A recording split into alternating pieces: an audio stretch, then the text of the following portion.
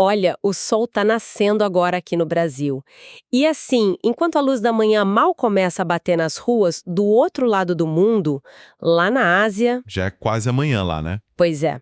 E lá, uma inteligência artificial já fechou a contabilidade mensal inteira de uma multinacional europeia, sem nenhuma pausa. E não só isso, ela também já criou, desenhou, ajustou e aprovou uma campanha de marketing gigante focada no mercado africano. Uhum. E sério, o detalhe mais impactante de tudo isso, ela fez absolutamente tudo isso sem um único ser humano no controle. Tipo, nenhum clique de mouse, nenhuma aprovação gerencial, nada. Zero fricção humana. Zero. Então, ok, vamos desempacotar isso. Porque a transição que o mercado está vivendo agora, em 2026, não é mais sobre usar a inteligência artificial como sei lá, um gerador de texto ou um corretor ortográfico glorificado.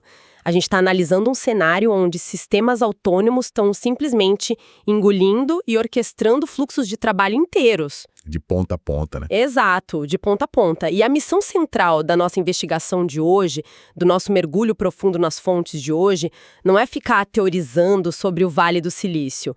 A ideia é destilar um roteiro direto e prático para pequenos negócios. Isso é o mais importante para quem está escutando. É sobre como escolher as ferramentas, como integrar tudo isso e, principalmente, listar passos simples e de baixo custo. Tudo para que qualquer empreendedor tenha essa equipe multinacional invisível operando 24 horas por dia. O que é fascinante aqui é a mudança fundamental na arquitetura desses sistemas. A gente precisa entender isso primeiro. Claro, a mecânica da coisa. Porque a métrica não é mais, digamos, a velocidade humana. Sistemas que antes eram limitados por fadiga ou, sei lá, vieses emocionais, eles deram lugar aos agentes autônomos. A gente está falando de lógicas como AutoGPT, Baby AGI. Que não precisam que a gente fique ali segurando a mão deles, né? Exatamente. A diferença técnica crucial é que eles deixaram de ser baseados naqueles prompts sequenciais. Sabe, faça isso, depois aquilo, Ah, sim, o passo a passo. isso. Agora eles são orientados por objetivos. Você dá uma meta para a máquina e ela, sozinha, elabora os passos, ela aciona ferramentas externas e, o mais louco, ela autocorrige a rota se encontrar um erro no caminho. Nossa, ela percebe o erro e já muda a estratégia. Sozinha. E os números macroeconômicos que acompanham essa virada, assim, são massivos. As projeções da McKinsey do Fórum Econômico Mundial apontam que 800 milhões de empregos... Era 800 milhões. 800 milhões de empregos baseados em repetição de tarefas, né? Eles correm o risco de eliminação até 2030. Mas, em paralelo, isso cria cerca de 13 trilhões de dólares em novo valor econômico. Caramba. É muito dinheiro.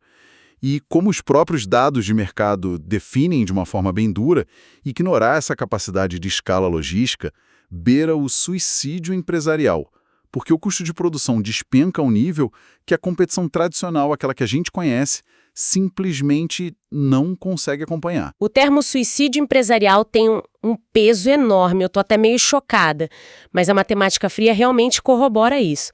Mas, antes da gente listar o ecossistema de ferramentas, precisamos dissecar essa mecânica. Com certeza.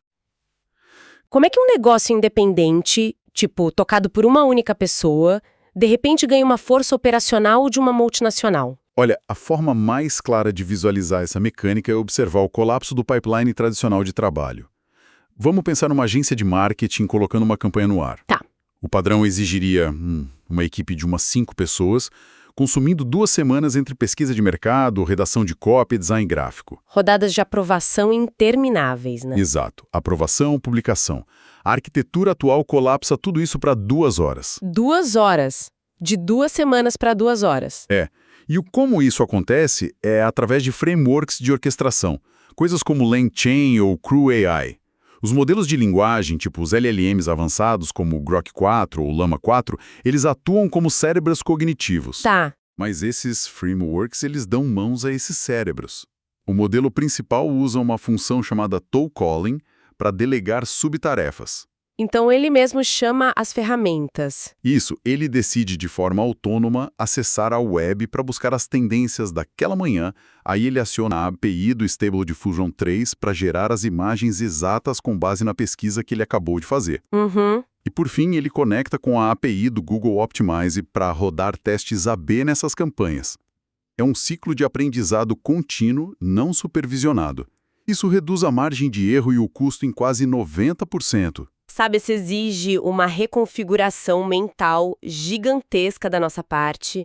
Aquela antiga analogia da linha de montagem, onde 5 especialistas passam um balde d'água de mão em mão até o destino final. Isso perde totalmente o sentido aqui. Para mim, essa arquitetura soa muito mais como um maestro de uma orquestra fantasma. Um maestro que não só compõe e rege a música em tempo real, mas que tem a capacidade de clonar a si mesmo e aos músicos. Essa imagem é muito boa. Né?